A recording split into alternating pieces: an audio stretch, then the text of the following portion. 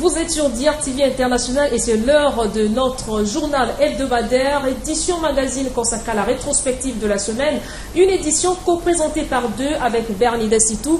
Bonsoir Bernida. Bonsoir Christy. L'actualité de la semaine a été marquée par l'inauguration de l'université Denis Sassou Nguesso de Kitele. Nous reviendrons également sur le message des évêques du Congo en rapport avec l'élection présidentielle de mars prochain. La route mairie de Filo, la frontière a été ouverte à la population et en sport. Éliminés en quart de finale du CHAN, les Diables Rouges A' du Congo ont regagné Brazzaville en début de semaine. Sans pour autant oublier notre rubrique édito, les 4 vérités de la rédaction sont à suivre dans ce journal avec William Okozinik. Bienvenue une fois de plus dans ce journal.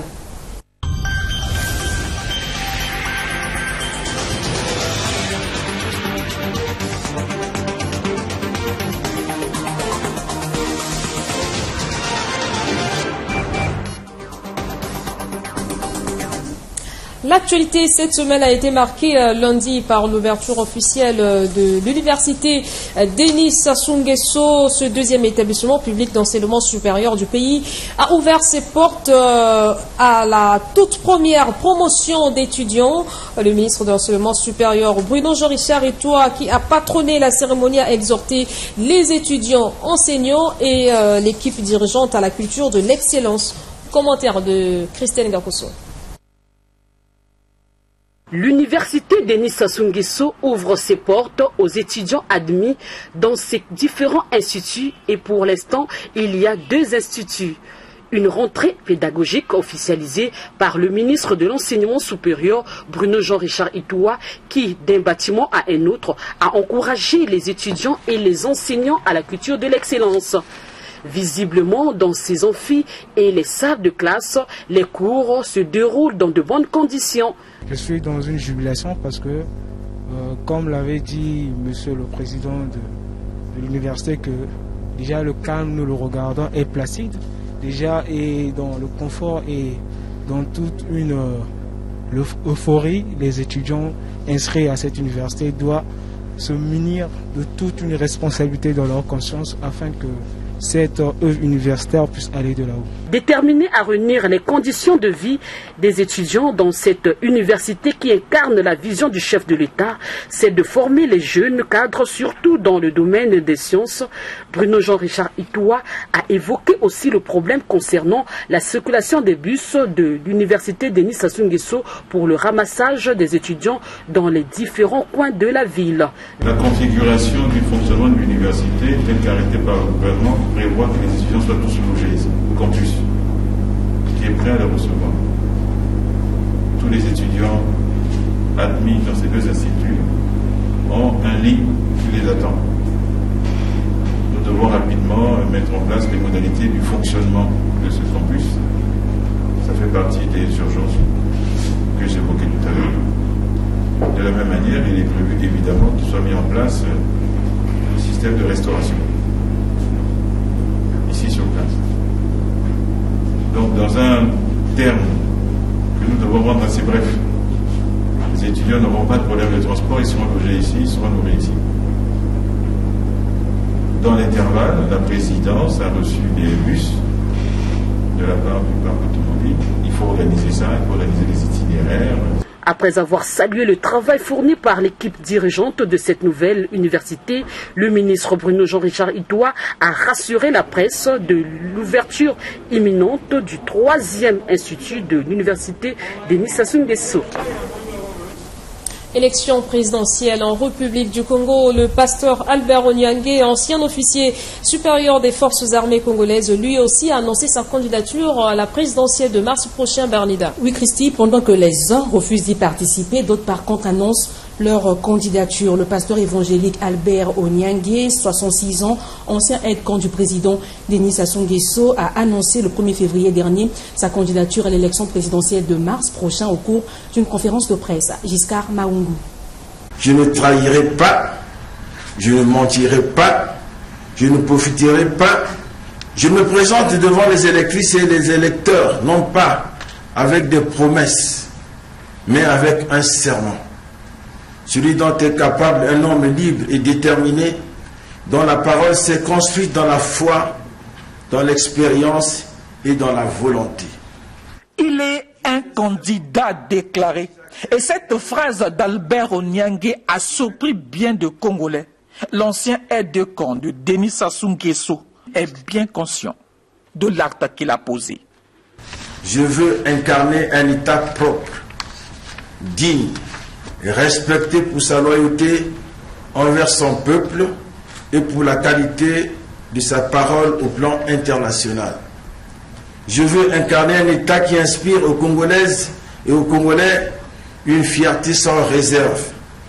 Je veux mobiliser les élites au service de chacune et de chacun pour la paix sociale, pour l'équité et pour l'accomplissement individuel. Serait-ce une candidature inspirée par Dieu? C'est une question posée. Lui, le pasteur évangélique, répond calmement. En tant que pasteur, j'ai commencé à comprendre la société. J'ai commencé, hier peut-être, je regardais la société de haut, mais une fois descendu, j'ai un regard transversal. C'est un mandat divin. Et cela me presse pour pouvoir apporter des solutions avec l'aide de Dieu, comme je vous l'ai dit, pour que ce pays retrouve son honneur et sa dignité. Quand on lui pose une autre question, qui est derrière lui? Il répond: je vais prendre date avec l'histoire parce que j'ai une autre vision de cette nation. Et donc, qui est derrière moi? Bien entendu, Dieu. N'est-ce pas un saut dans l'inconnu parce que pas connu par beaucoup des 15-35 ans? Vous avez une réalité qui est la vôtre. La vôtre, c'est quoi? La réalité ambiante, vivante. Mais moi, je vois autre chose. Avec cette candidature, ils sont plus d'une dizaine déjà à déclarer leur candidature. Reste ce qu'on dira à la Cour constitutionnelle, seul organe habilité à valider les candidatures. Le président de la République, Denis Sassou Nguesso, a visité lundi dernier les institutions et quelques structures au nombre desquelles le futur siège du Parlement, fruit de la coopération entre le Congo et la Chine et dont l'inauguration est annoncée dans les jours à venir. Retrouvons une fois de plus Giscard Maungo. Le président de la République a démarré sa visite par le nouveau siège du Parlement congolais situé en face du commissariat central de Brazzaville. C'est un joyau architectural que Denis Sassou Nguesso a apprécié à sa juste valeur et dont l'inauguration devra intervenir avant la fin du premier trimestre 2021. C'est la première fois que le Congo va disposer d'un hémicycle, temple de la démocratie où continueront à s'exprimer les courants de pensée et d'opinion. Après, le chef de l'État s'est rendu à Mpila dans le 5e et le 6e arrondissement de Brazzaville. Là, il a visité le mémorial du 4 mars dédié aux victimes du drame survenu en 2012 ayant occasionné de nombreuses destructions. Sur les décombres ainsi générés ont surgi des constructions modernes, dont Brazza Mall, le premier grand centre commercial de la capitale, visité aussi par le président de la République. Les travaux sont suffisamment avancés, il reste l'équipement de ces ouvrages avant leur mise en service. Toutes ces infrastructures qui modifient en profondeur la physionomie de Brazzaville sont le fruit de la coopération entre la République populaire de Chine et la République du Congo. Une coopération qui connaît une impulsion exceptionnelle grâce à l'implication personnelle du chef de l'État Denis Sassou Nguesso. De cette implication personnelle découle toujours la spontanéité populaire et la liesse générale.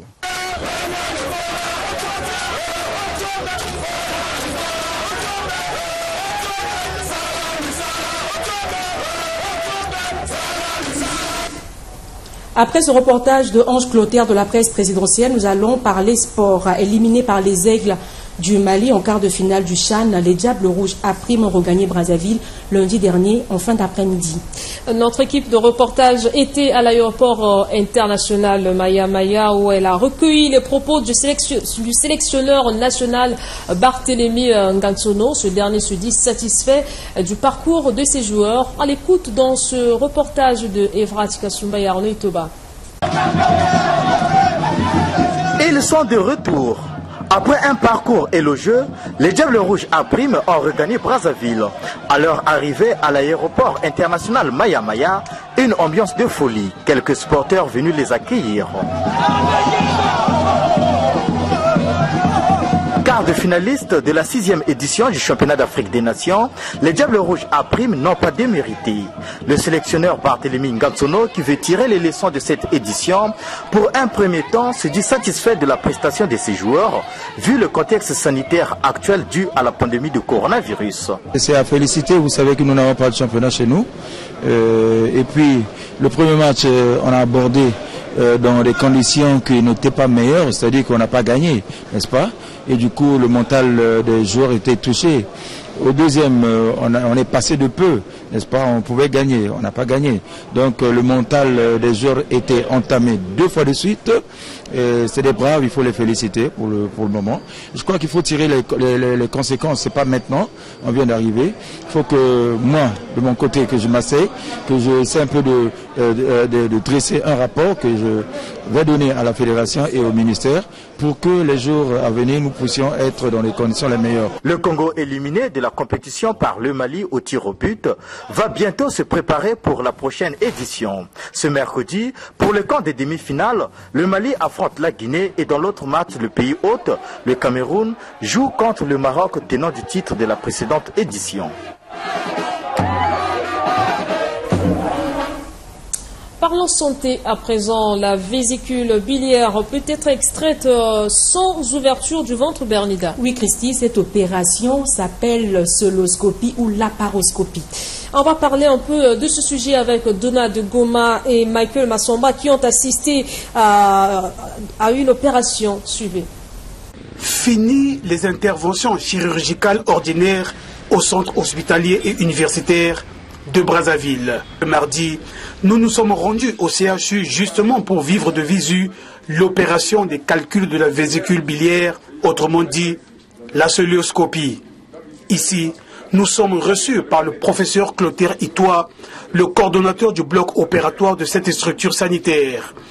Après la présentation du mécanisme de fonctionnement de ce service, dont il en est aussi le chef de service, nous sommes entrés dans le bloc opératoire proprement dit, où cette patiente de 23 ans va se faire extraire le kyste de l'ovaire ou la vésicule biliaire. Toute la colonne de cœlioscopie est prête, chirurgiens, anesthésistes, penseurs et autres déjà en place.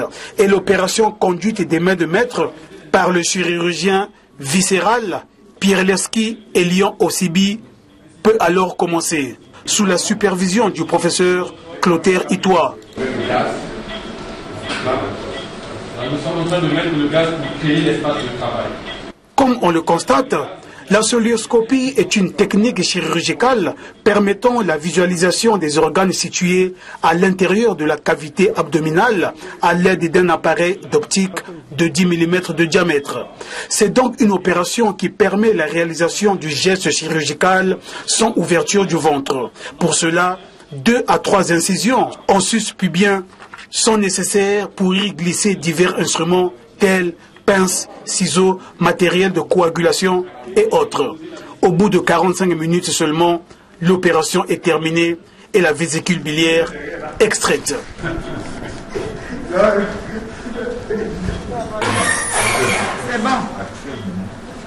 Le docteur Pierleski et Lyon Osibi sur cette opération chirurgicale et la manifestation de la maladie. On a enlevé la vésicule biliaire, mais en ne faisant pas une plaie, on a juste mis des petits trous, des petits trocars qu'on a introduits dans l'abdomen afin de pouvoir extraire la vésicule biliaire, qu'on appelle vulgairement à la cité par le laser. On a opéré cette patiente parce que cette lithiase était symptomatique. Donc la patiente commençait à avoir mal quand la vésicule biliaire se contractait avec ses calculs à l'intérieur. Les causes, notamment, c'est une maladie qui survient beaucoup plus chez les sujets de sexe féminin. Ça, c'est de 1. De 2, et c'est une maladie qui est due à la prise des estrogestatifs qu'on appelle à la cité des pilules. Pour la gouverne, le coût de cet acte opératoire qui se fait au CHU de Brazzaville depuis 2009 est à 36 000 francs CFA, sans compter les ordonnances, nous a précisé le professeur Clotaire Itoa. Changeons de chapitre à présent dans la perspective de la présidentielle du 21 mars prochain. La conférence épiscopale du Congo, par la voix de son vice-président et porte-parole, Monseigneur Victor Abanya Mossa, a rendu public un message. Message dans lequel les évêques du Congo émettent, je cite, de sérieuses réserves sur les conditions d'organisation libre, transparente et crédible de l'élection présidentielle des 17 et 21 mars prochains. Dans leur message rendu public ce mardi à Brazzaville, à l'approche de la présidentielle du 21 mars prochain, la conférence épiscopale du Congo a tout d'abord noté quelques améliorations observées dans le pays, à l'actif du gouvernement, notamment la sécurité revenue dans le pool depuis 2 ans, la baisse du prix du ciment. Toutefois, s'agissant du processus électoral en vue de la présidentielle de mars prochain, la conférence épiscopale du Congo a émis de sérieuses réserves quant à la crédibilité et à la transparence de ce scrutin, tout en craignant une contestation éventuelle des résultats. Les élections sont prévues pour le 21 mars prochain. Néanmoins, nous émettons de sérieuses réserves qu'une élection présidentielle apaisée, participative, transparente, libre et crédible puisse être organisée dans les conditions actuelles. Comment, en effet, pourra-t-on tenir ensemble mesures barrières et rassemblements de masse qu'exige une campagne électorale libre? La loi électorale exige que le dépouillement des urnes soit public. Comment entend-on répondre à cette exigence de transparence avec notamment un couvre-feu à 20 heures? Aussi, la conférence épiscopale préconise-t-elle le dialogue comme la voie indiquée entre les acteurs politiques congolais? C'est dans le cadre de sa doctrine sociale que les dirigeants de l'Église catholique se prononcent souvent sur les questions politiques pour la bonne marche du pays et le bien-être des populations. Et puis, suite a été donnée à la déclaration des évêques du Congo sur le déroulement du processus électoral relatif à l'élection présidentielle de mars prochain. Le ministre de la Communication et des Médias, porte-parole du gouvernement, a réagi sur les différents points de cette déclaration. Écoutons-le dans cet extrait choisi par Giscard Marongo. Les évêques évoquent le fait qu'aucun effort ne serait fait dans le sens d'une amélioration du processus. Là, le gouvernement est désolé de devoir démentir ce type de propos, puisque depuis la reprise du processus démocratique, c'est-à-dire en 2002, première élection présidentielle, jusqu'à présent 2021, où nous allons connaître la 4e élection présidentielle depuis 2002, vous constaterez une amélioration constante du processus. Et ce processus a été amélioré suite à des dialogues et des concertations entre les différents acteurs, en plus de la société civile. Par exemple, depuis 2016, nous avons ce qu'on appelle le bulletin unique. Il est vrai aujourd'hui que, on le voit à travers le monde, les processus électoraux ne sont jamais parfaits. On ne peut pas dire une chose et son contraire. On ne peut pas demander que le processus démocratique soit un processus dynamique qui évolue et en même temps pratiquement nous dire qu'il ne faut pas faire des élections parce qu'il y a la Covid. Non. Le gouvernement, parce que les évêques le disent d'ailleurs au début de leur déclaration, gère de manière prudente la pandémie de Covid-19. Ils l'ont dit, ils ont même félicité les pouvoirs publics. Eh bien, les pouvoirs publics qui sont composés de gens responsables feront le nécessaire pour que les élections se déroulent d'abord dans une parfaite application des règles de transparence, de possibilité pour les candidats de battre campagne, et que le processus de vote, le jour du vote, de compilation des résultats et de leur traitement en vue de leur publication, que ce processus tienne à la fois compte des règles électorales établies dans notre pays et des nécessités de la crise sanitaire que nous vivons. Donc il n'y a pas de crainte, les choses seront faites de manière à ce qu'on rende compatible le processus électoral et la situation sanitaire dans notre pays. Le tronçon de route Mairie-Filou-La Frontière a été ouvert officiellement à la satisfaction générale de la population. Le président de la République, Denis Sassou Nguesso, visitant quelques voiries urbaines de la ville, est allé constater par lui-même la réalisation effective de ces ouvrages. Il y a encore quelques semaines, la population environnante plaidait pour que la voie soit rouverte à la circulation. La voie d'accès à la mairie de Filou peut être déjà opérationnelle. Denis Sassou Nguesso est venu lui-même constater ce qui a été fait et ce qui se fait. Désormais, plus question du contournement de Moumi. Un raccourci est désormais là. Le raccourci de la frontière à la mairie de Filou.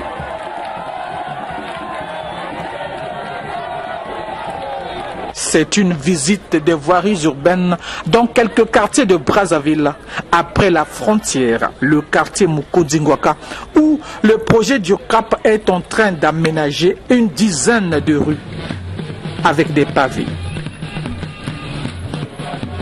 C'est un grand projet en collaboration avec la Banque mondiale qui devra voir à terme un marché moderne dans ce quartier. La réhabilitation des écoles Malonga et Kouté la Sorbonne.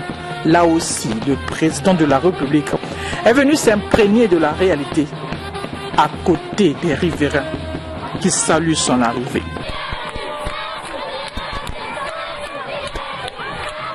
Autre endroit, l'avenue Edith Lucie Bongo Ondimba, dont une partie avait été fermée pour raison de travaux. Le président Denis Sassou Nguesso a voulu comprendre le plan d'assainissement des lieux.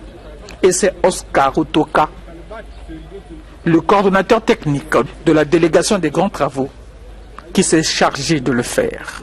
C'est une semaine qui s'annonce chargée pour Denis Sassou Nguesso avec l'arrivée ce jeudi des chefs d'État dans le cadre de l'inauguration de l'université Denis Sassou Nguesso.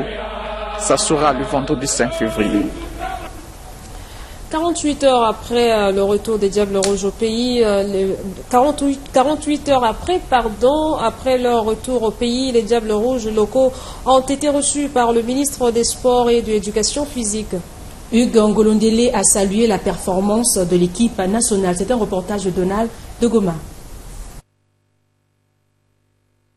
Au regard des conditions de préparation quelque peu perturbées par la pandémie de la Covid-19 et surtout par le manque de compétition au niveau local, l'on peut donc dire sans risque de nous tromper que la participation des Diables Rouges locaux au 6e CHAN Cameroun 2021 a été appréciable, voire bonne. Les Congolais n'ont donc pas démérité puisque contre toute attente, ils ont réussi à atteindre l'étape des quarts de finale.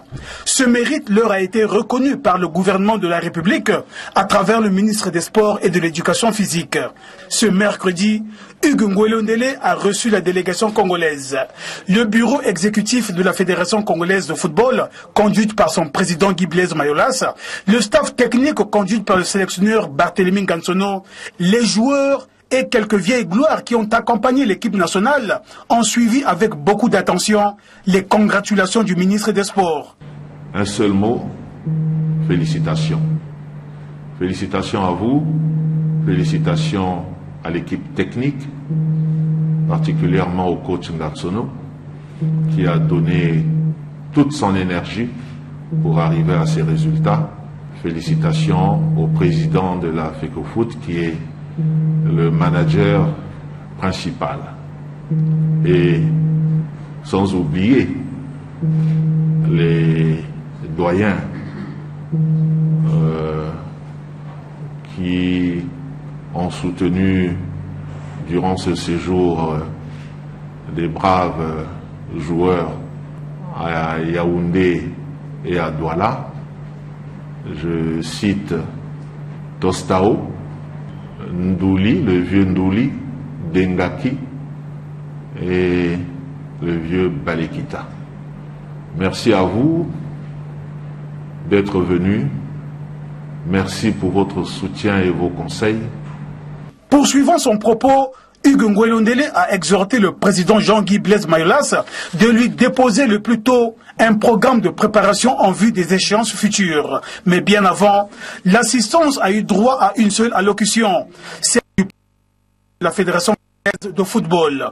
Médard Moussodia a fait le bilan de la participation du Congo au CHAN Cameroun 2021. Comme jeudi dernier, repartons à Linzolo, précisément au CEG Nganga Mawakani Christi. Oui, Bernida, ce collège d'enseignement général présentera 50 candidats au BPC cette année. C'est ce que nous rapportent ici Vincent de Paul Koubemba et Michael Massamba. Que d'élèves dans la cour, salle de classe fermée, nous sommes au collège d'enseignement général Nganga Mawakani de Linzolo. Vieux de plusieurs décennies, cet établissement public compte 200 apprenants repartis dans 4 salles pédagogiques pour cette année scolaire 2020-2021. Évoquant la question relative à la campagne d'inscription des candidats au BPC, David Brissenkenko, le chargé de la pédagogie, pense que tout va au mieux. On présentait 50 candidats au BPC. Nous avons 4 classes pédagogiques et nous avons au moins 12 enseignants. Bon, 10 qui sont actifs et nous avons 2 enseignants bénévoles et un finaliste. Sur les 50 candidats, il y a un nombre qui ont déposé leur dossier complet et il y a aussi un petit nombre qui reste, qui n'ont pas encore déposé leur dossier complet. Alors on ne peut pas laisser ces enfants-là perdre l'année scolaire. Alors, donc je pense qu'il doit y avoir au moins un petit rallonge pour attendre ces enfants-là pour qu'ils puissent déposer leur dossier et déposer à la direction départementale. 200 élèves pour 4 salles pédagogiques. Le personnel s'y attelle pour assurer l'encadrement des élèves. D'ailleurs, dans certaines disciplines, le collège a même un personnel en double. L'année dernière, les résultats n'ont pas été encourageants. David Briskenko estime que cela doit être corrigé. Il a même une formule. Nous avons beaucoup de difficultés ici, surtout les élèves qui vont présenter l'examen. Bon, mais ce qu'on a proposé, on va commencer avec les TD pour faire monter au moins la pente de ces enfants-là, pour qu'il y ait au moins quelque chose, puisqu'on va les présenter au BPC. Mais si on ne fait pas ça, sinon ça sera compliqué. Donc on doit quand même faire ces TD-là pour qu'au moins qu'on attende des bons résultats. L'année passée, vraiment, c'était vraiment un chaos. Parce qu'on avait 80 candidats, il n'y avait que 10 admis. Donc ça n'a pas marché. Donc c'est ce que nous voulons éviter cette année-ci. Le CG Nganga Mawakani de Linzolo, c'est environ 40 km au sud-ouest de Brazzaville. Dans cette structure éducative, les mesures barrières pour lutter contre la Covid-19 ne sont pas du tout observées. Pas de dispositif de lavage de mains, signalons que la psychose vécue le vendredi dernier suite aux écrits portés sur les murs a également porté un coup sur le fonctionnement du CG. On rappelle également le chef de l'État Denis Sassou Nguesso a procédé vendredi dernier à l'inauguration de l'université Denis Sassou Nguesso de Kitele. Retour en image de cette cérémonie avec Giscard Maungu et Anissé Mongala. 4 chefs d'État présents pour l'inauguration de cette deuxième université publique du Congo. Une université à dimension panafricaine et même internationale. D'ailleurs, le Japon, dont la renommée en intelligence artificielle est connue, compte déjà y construire un musée des mathématiques. Le vice-chancelier de l'Université des sciences de Tokyo, au Japon, propose la signature d'un accord cadre avec l'Université de Denis Sassou Nguesso et surtout la construction par le Japon d'un musée des mathématiques sur le site même de l'Université de Denis Sassou Nguesso. Cette offre japonaise fera soudainement de l'Université de Denis Sassou Nguesso un centre africain et international de robotique. Des thématiques, grands enjeux, qui sont des thèmes qui pourront être développés ici. Ces enjeux nouveaux ont désormais pour visage, entre autres, l'intelligence artificielle, le big data, les blockchains, la crypto-monnaie, les biotechnologies de pointe, mais aussi l'astrophysique et bien entendu la lancinante problématique de l'environnement. Bruno Jean-Richard Itoua l'a précisé dans son intervention avant de nous fixer sur les écoles qui sont prévues pour cette ouverture. La présente inauguration va permettre le démarrage de 3 établissements ci-après. Il s'agit de l'Institut supérieur des sciences géographiques, environnementales et d'aménagement, de l'Institut supérieur de l'architecture, urbanisme, bâtiments et travaux publics, et dans un délai que vous voulez, très bref, de la faculté des sciences appliquées. À terme, l'université Denis Sassou Nguesso recevra jusqu'à 30 000 étudiants. Le ministre d'aménagement, de l'équipement du territoire et des grands travaux l'a dit quand il a pris la parole.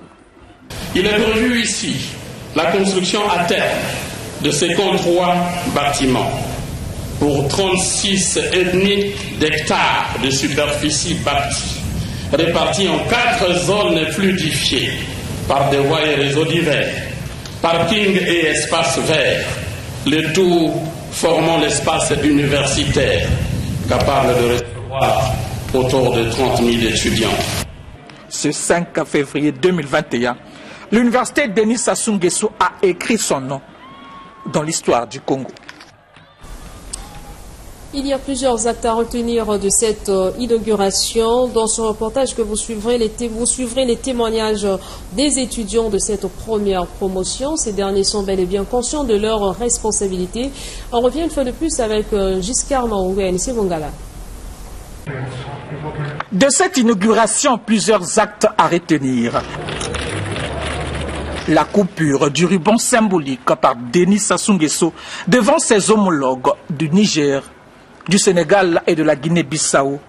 Les rituels traditionnels et la remise de 4 toges aux 4 chefs d'État présents par le président de cette université publique, la deuxième du genre, Ange-Antoine Nabena, puis les discours et réactions. Déjà, les premiers étudiants de l'université Denis Sassou Nguesso ont la responsabilité historique de porter sur les cimes cette cité des Lumières. Ils en sont conscients. C'est une responsabilité parce qu'on dit qu'on ne rate jamais les débuts. Donc nous n'avons pas droit à l'erreur pour défendre l'honneur de cette promotion qui est d'ailleurs la promotion test. Cette université, c'est un bijou pour nous. En tant que la première promotion, en tout cas, ça nous fait plaisir et on nous a donné comme principe la rigueur et le travail. José Siribina qui se réjouit de l'emplacement de cette université. Merci au chef de l'État, au président Denis Sassou Nguesso pour cette université. Il était temps que la partie nord aussi ait une université. Donc nous ne pouvons qu'être en joie. Toute cette jeunesse-là pourra venir et étudier ici. Et puis on sait les performances que cette université regorge dans toutes les disciplines. Donc nous ne pouvons qu'être heureux. Et Théophile Obenga qui parle de l'avènement de cette cité des Lumières. Quand son envergure totale sera parachevée, l'architecture de cette université africaine sera encore beaucoup plus impressionnante. La grande contrainte de cette université de Denis Sassou Nguesso est de contribuer valeureusement à l'avènement de l'Afrique des Lumières. Pour l'instant, ce sont 2 instituts qui ont ouvert leurs portes. L'Institut supérieur des sciences géographiques, d'aménagement et environnement et l'Institut supérieur d'architecture, urbanisme et travaux publics. Très bientôt, la faculté des sciences et techniques ouvrira aussi ses portes.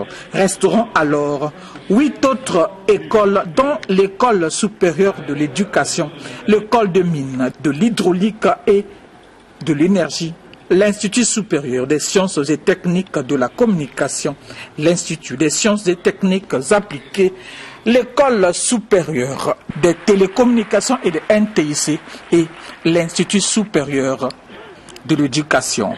On attend aussi voir sourdre ici la bibliothèque centrale et le centre de l'audiovisuel. Direction Kaï dans le département de la Bouenza pour parler des dégâts de la pluie. Les habitants du quartier Capable dans l'arrondissement en Moalinto sont sortis le 4 février les pieds dans l'eau de leur maison. Suivez ce reportage réalisé par Denis Padisson. Ce que les populations du quartier Capable dans l'arrondissement numéro 1 Moalinto en Kaï, vivant au bord du collecteur, craignaient est finalement arrivé. Aujourd'hui, elles ont les pieds dans l'eau. En effet, la pluie qui s'est abattue sur la ville d'Nkaï le jeudi 4 février 2021 a fini par faire déborder le collecteur, provoquant ainsi des inondations dans les maisons. Plongées dans le désarroi, ces populations ne savent plus que faire. D'autres ont quitté les maisons et demandent au gouvernement de vite agir. En principe, ce collecteur-là n'allait pas exister ici-là. Les dégâts que nous vivons actuellement. Les WC sont dans l'eau. Il y a des maisons qui sont dans l'eau. La population ne sait plus là où aller vivre. Donc, les lits, les tables sont dans l'eau, dans les salons. C'est une population pauvre. Aller louer, c'est pas tellement trop bien. Ils n'ont pas de moyens financiers. Ils doivent que l'État regarde sérieusement ce problème-là. Car en fait, si l'État regarde, il y a un tronçon qu'il faut jeter l'eau à Dibouba. C'est ça le projet qui devrait se faire. Nous constatons, les gens sont en train de partir. Et puis le secteur aujourd'hui, avec la lutte des moustiques, le paludisme, ainsi de suite, parce que l'eau, quand ça vient avec force, ça vient avec de la terre. Et donc le collecteur ne tient plus. Et donc c'est un grand désarroi pour tout le monde qui est dans ce secteur. Et même nous, je crois qu'avec le temps, on finira par partir. Jean-Claude Bamenguina, administrateur maire de l'arrondissement numéro 1 Moalinto, est venu toucher du doigt la réalité et compatir avec les populations sans abri. Ma présence ici, c'est sous le signe de la compassion que je viens constater effectivement le dégât. Quand les populations sont sans abri, qui sont dans l'eau, mon problème était devenu constaté et pour me permettre de faire un rapport à cet effet. Vraiment, il n'y a pas de commentaire. C'est avec le cœur serré que je constate tout cela.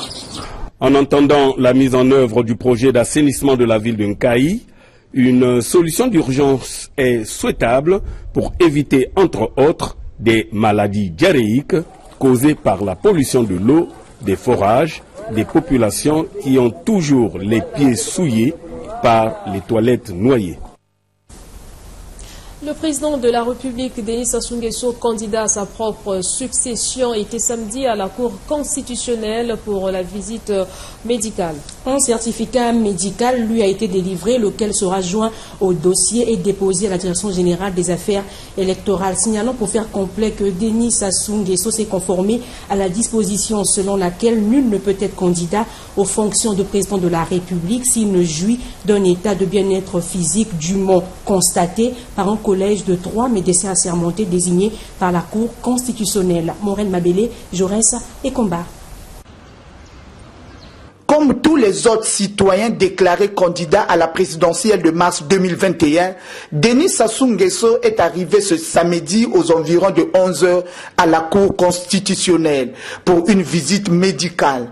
Après plus d'1 heure d'examens médicaux qui se sont déroulés à huis clos, c'est un Denis Sassou Nguesso visiblement bien portant que nous avons rencontré.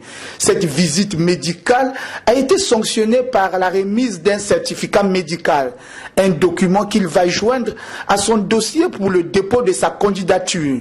C'est le 23 janvier 2021 à Kibangu, dans le département du Niari, que le président de la République, Denis Sassou Nguesso, avait déclaré sa candidature à l'élection présidentielle de mars 2021. Peu avant, son parti politique, le PCT, et 16 autres formations alliées de la majorité présidentielle lui avaient demandé de faire acte de candidature. Enfin, dans notre édito de ce soir, nous partons en Israël et c'est bien évidemment avec William Mouko Zinnik. Aujourd'hui, le tribunal a une nouvelle fois prouvé qu'il est un organe politique et pas une institution judiciaire. Le tribunal ignore les véritables crimes de guerre et poursuit à la place l'État d'Israël. Un État avec un régime démocratique solide qui sanctifie l'état de droit et n'est pas un membre du tribunal. Voilà comment le Premier ministre israélien Benjamin Netanyahou a réagi à l'annonce de l'ouverture d'une enquête de la Cour pénale internationale contre Israël. Il s'agit pour la CPI, à la demande de la Palestine qui a adhéré à la CPI en 2015, d'enquêter sur les crimes commis sur le territoire palestinien par l'armée israélienne dans le cadre du conflit israélo-palestinien. La question achoppait sur l'étendue des territoires concernés par la compétence de la CPI. À ce sujet, la procureure Fatou Bensouda a obtenu des Nations Unies que sa compétence en la matière s'étendait sur les territoires occupés de la Palestine depuis 2007 qui vont de Gaza à la Cisjordanie en passant bien évidemment par Jérusalem-Est. Si l'on considère le conflit israélo-palestinien comme un des conflits les plus complexes et les plus controversés au monde qui, depuis 1948, année de la proclamation de l'État d'Israël, n'a pu se résoudre malgré les multiples plans de pacification, il y a lieu de s'interroger sur les conséquences de l'audace de la CPI à vouloir enquêter sur les supposés crimes d'Israël sur le territoire palestinien. Si la Palestine a adhéré à la CPI depuis 2015, ce n'est pas le cas pour Israël qui n'en est pas membre. C'est peut-être pour ça que l'annonce même de cette enquête paraît aux yeux du Premier ministre israélien Benjamin Netanyahou comme une perversion de la justice. Si perversion il y a à la CPI, c'est donc, on peut le supposer, les Nations Unies qui sont perverties. Or, ce sont ces mêmes Nations Unies qui ont reconnu, il y a un peu plus de 70 ans, l'État d'Israël. On voit bien que l'enquête de la CPI contre Israël risque de raviver les tensions au Proche-Orient, comme à chaque fois depuis 1948 et bien au-delà, lorsqu'on s'approche de l'apaisement dans le conflit israélo-palestinien, qui était d'abord un conflit, rappelons-le, israélo-arabe, il faut que vienne une situation qui occasionne un rebondissement de nature à raviver les tensions entre les belligérants. Si l'on considère la reconnaissance de Jérusalem comme capitale indivisible d'Israël par les États-Unis d'Amérique d'un côté, et de l'autre, l'actuelle annonce de l'ouverture d'une enquête contre Israël par la CPI, ce qui normalement équilibrerait les rapports entre Israël et la Palestine, hélas, c'est le fait contraire qui se produit à chaque fois, faisant d'un côté comme de l'autre des mécontents et des contents et vice-versa. Quand Israël exulte pour une décision ou mesure internationale visant à apaiser le conflit israélo-palestinien, c'est la Palestine qui est mécontente. Et inversement, quand la Palestine se réjouit, c'est Israël qui est mécontente. Alors, comment contenter les deux belligérants de l'interminable conflit israélo-palestinien au même moment quand tous les plans de paix visant la meilleure répartition possible du territoire tant convoité ont échoué? Comment éviter les intifadas, guerres de 6 jours, affrontements au quotidien et la colonisation des terres palestiniennes par Israël qui a pour réponse les attaques terroristes des positions israéliennes par les mouvements de libération de Palestine? Eh bien malin qui saura répondre à cette interrogation. En attendant, Fatou Bensouda joue la carte de l'audace en voulant enquêter sur Israël. Sa position familiale, aussi complexe que controversée, comme le conflit israélo-palestinien, elle est mariée à un juif d'origine marocaine, pourrait entacher son impartialité. Peut-être, peut-être pas. Si l'antisémitisme a été dénoncé comme un crime contre l'humanité, les crimes des juifs de l'État d'Israël, ces crimes il y a contre les Palestiniens, ne devraient pas rester impunis. C'est tout le sens à donner à la démarche de Fatou Bensouda, la très courageuse procureure de la CPI, qu'il faut féliciter en passant pour son audace à vouloir rechercher la justice pour tous. Quoi que l'on dise, le conflit israélo-palestinien n'est pas près de terminer. Un jour viendra peut-être où il faudra bien que ce conflit qui dure depuis plus de 70 ans se termine. Qui vivra, verra. Cette rubrique édito met en terme à ce journal magazine. Merci de nous avoir suivis, mais restez avec nous dans quelques instants Vous suivrez la revue de presse avec Evra Kasumba. Portez-vous bien. Au revoir.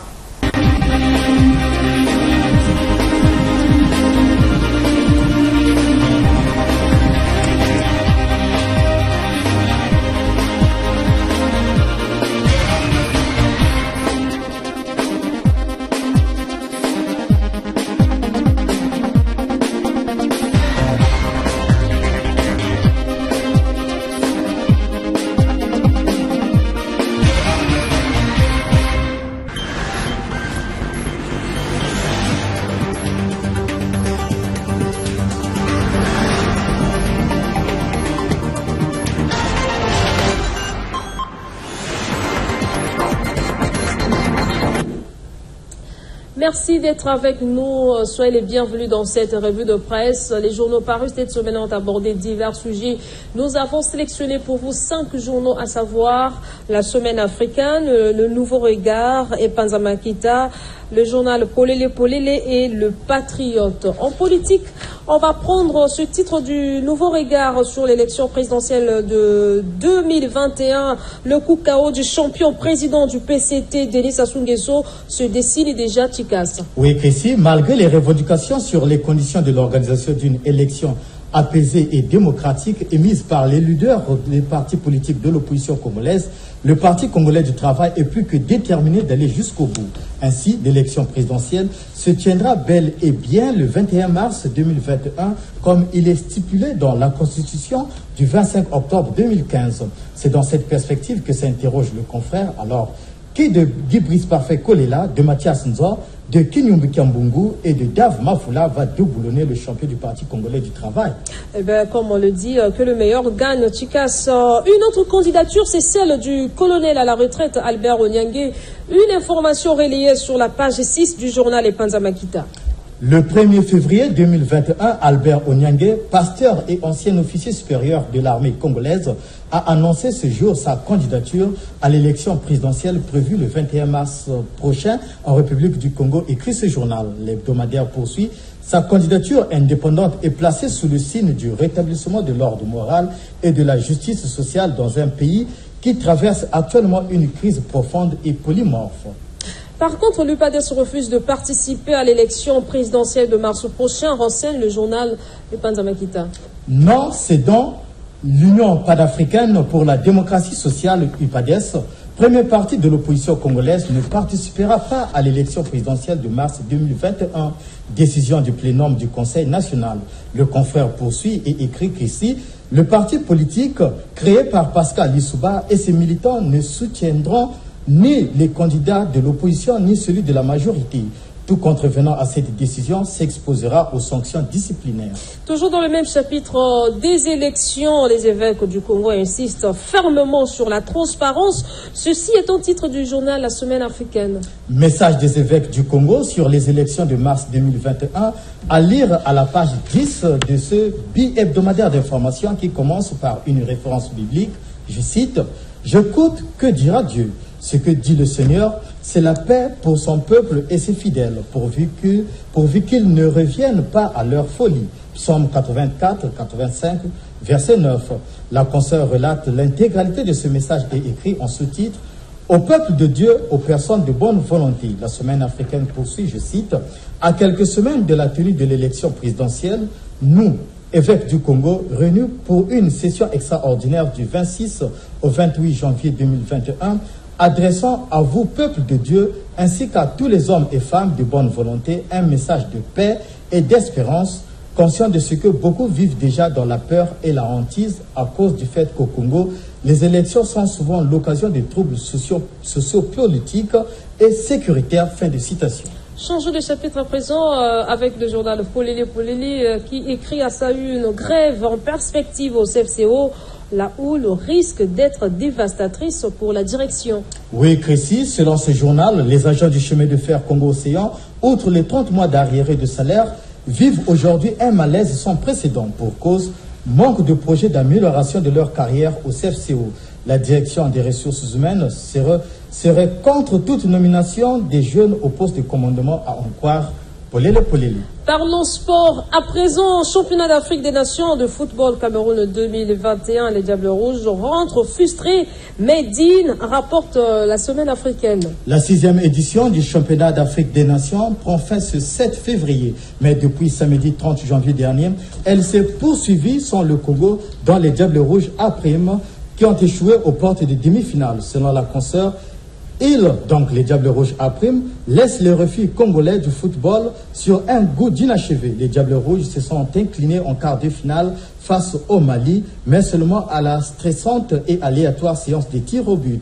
Les deux protagonistes n'ont pu se départager ni après les 90 minutes de jeu réglementaire, ni après les deux périodes de 2 fois 15 minutes de prolongation. 0 but partout, puis 5 tirs réussis pour le Mali contre 4 pour le Congo, relate la semaine africaine. Toujours en sport, le Patriote renchérit 6e championnat d'Afrique des Nations de football. Plus de peur que de mal pour la République du Congo. Oui, Chrissy, dans sa dernière livraison, le Patriote, à sa page 16, est revenu sur le parcours des Diables Rouges A'. Le confrère écrit, je cite, « À l'heure qu'il est, le résultat du quart de finale entre les Aigles du Mali et les Diables Rouges du Congo, disputé samedi dernier à Douala, est déjà connu. Mais peu importe le résultat, le Congo est déjà allé au-delà des espérances. » Fin de citation. Et c'est par ici que nous bouclons cette revue de presse. Merci de l'avoir suivi. Restez branchés sur DIR TV. On se retrouve dimanche prochain.